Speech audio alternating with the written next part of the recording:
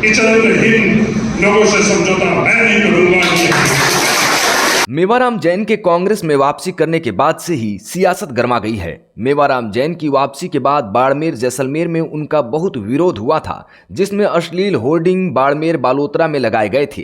इस दौरान बायतू विधायक हरीश चौधरी और सांसद उम्मेदाराम बेनीवाल पर मेवाराम ने निशाना साधा था, जिसके बाद राजस्थान कांग्रेस में दो फाड़ देखने को मिल रही है। कांग्रेस का एक गुट मेवाराम जैन की वापसी से नाराज नजर आ रहा है, जिसके रुझान अब सामने आ रहे हैं। हाल ही में हरीश चौधरी और उम्मेदाराम बेनीवाल ने मेवाराम जैन की वापसी पर चुप्पी तोड़ी है।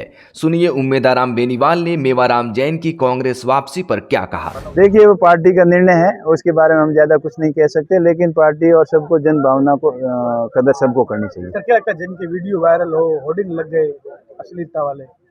देखिए, चरित्रहीन की कहीं भी जगह नहीं है, परिवार में भी जगह नहीं होती है, पार्टी में भी नहीं होती है। कहीं न कहीं समझने में कोई चूक हुई होगी, या वो तो पार्टी के बड़े नेता जाने, लेकिन पार्टी का निर्णय है तो उसके बारे में। सर आप मानते नहीं पार्टी की जो महिला है वो थोड़ी विचलित हो रही होगी? अरे सभी विचलित हो रहे हैं, महिला हो चाहे पुरुष हो चाहे कोई भी हो, पार्टी के पक्ष के हो या विपक्ष के हो, सारे लोग विचलित हो रहे हैं। वो उनका मानना है, लेकिन सबका अलग अलग नजरिया होता है, और शायद पार्टी के अंदर ऐसे लोगों की कमी खल रही थी, तो इनके आने से निश्चित तौर पर पूरी हुई होगी। अभी आपने कहा चरित्रहीन लोगों की कहीं पर भी जगह नहीं है, तो फिर आप लगता नहीं है कि पार्टी ने बहुत बड़ी गलती कर दी वापस? देखिए, पार्टी के ऊपर हम आरोप प्रत्यारोप नहीं लगा सकते हैं कि पार्टी ने जो भी निर्णय लिया है वो सोच समझ कर लिया है, और पार्टी के अंदर सब तरीके के लोग होते हैं तभी पार्टी चलती है। कोई एक विचारधारा से पार्टी नहीं चलती, और इसके बारे में पार्टी सक्षम है और खुद विचार भी कर सकती है, और उनका जो भी निर्णय होगा सबको सर्वमान्य होगा। वहीं बाड़मेर में बायतू विधायक हरीश चौधरी ने पहली बार मेवाराम जैन के खिलाफ खुलकर मोर्चा खोला है।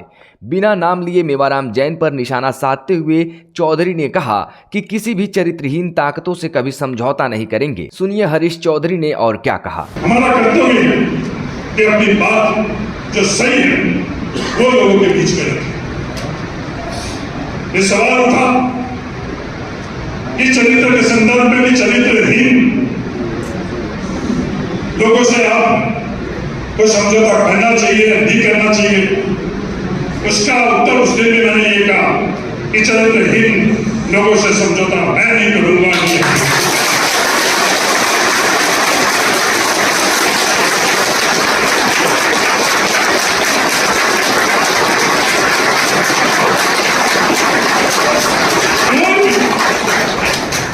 कोई भी आकर मुझे सार्वजनिक मंच से ये कहते हैं कि चरित्रहीन ताकतों से समझौता करना चाहिए, तो मैं उसको समझू।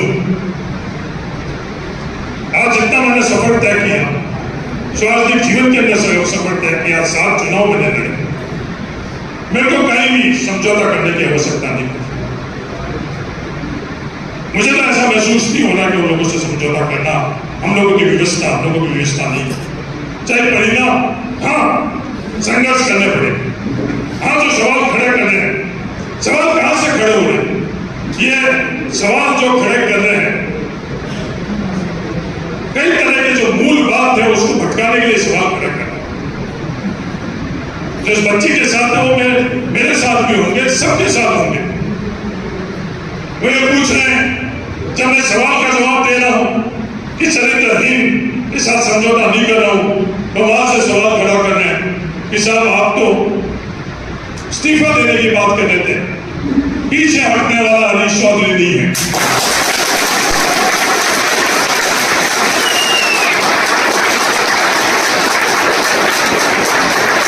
उनसे समझौता भी नहीं करेंगे, उनसे मुकाबला भी करेंगे।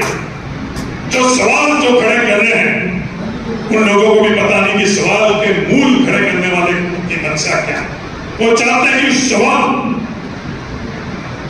जो मूल सवाल है उस सवाल से वो इधर उधर हो जाए, उस मूल सवाल से इधर हो उधर होने की बात नहीं।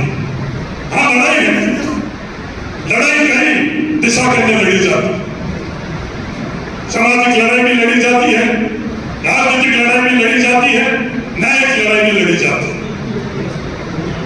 इन लड़ाइयों को अगर हम लोग नहीं समझेंगे तो भविष्य के अंदर हम लोग व्यवस्थाओं के अंदर जब ये सवाल खड़े करेंगे, लड़ाई लड़ी जाएगी, तो कई तरह के आरोप प्रत्यारोप लगेंगे।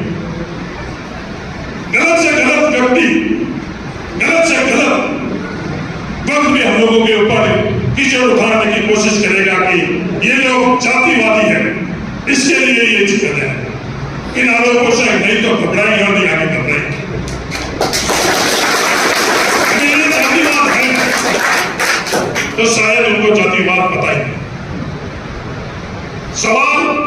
सवाल का जवाब और उस जवाब का खड़ा रहना, ये अगर जातिवाद है तो शायद उनको जातिवाद पता नहीं है। ये वापस दोहरा, ये बातें चलती रही। ये संघर्ष पीढ़ियों से है, आज भी संघर्ष है और आगे भी संघर्ष रहेगा। मैं धन्यवाद देना चाहता हूं उन संस्कारों को, मैं धन्यवाद देना चाहता हूं रामनाथ जी के नेतृत्व में जो क्रांति हम लोगों के समाज में आई है कि हम उससे संस्कार और ताकत से सच्चाई के साथ रहे हैं और सच्चाई के साथ आगे रहे। उस सच्चाई के साथ रहते रहते कई पीढ़ियां, आज हेमाराम जी ने पाया क्या और खोया क्या, ये तुलना करने वाला जब सफलता की बात करते हैं तो बहुत कहते हैं कि हेमाराम जी को पीछे धकेल दिया। नहीं, उनकी नजरों के अंदर हेमाराम जी ने नहीं पाया, पर इतिहास लिखा जाएगा जब हेमाराम जी ने क्या पाया वहां पर सब लोगों को हेमाराम जी ने संस्कार दिए। आज बेटियों की बात कर रहे हैं, ये मोदी की वजह से पूर्व वक्ता ने बात करी वीरेंद्र धाम हेमाराम जी ने नहीं बनाए। तो कड़वी बात मैं कह रहा हूं, वीरेंद्र धाम हेमाराम जी के संस्कारों ने बनाए। जो संस्कार हेमाराम जी ने सुनीता को दिया, उसके जीवन में कभी भी ये विचार दिया कि मैं महिला हूं, मैं कर सकूंगी या नहीं कर सकूंगी, उन संस्कार की ताकत से दुनिया के सामने वो वीरेंद्र धाम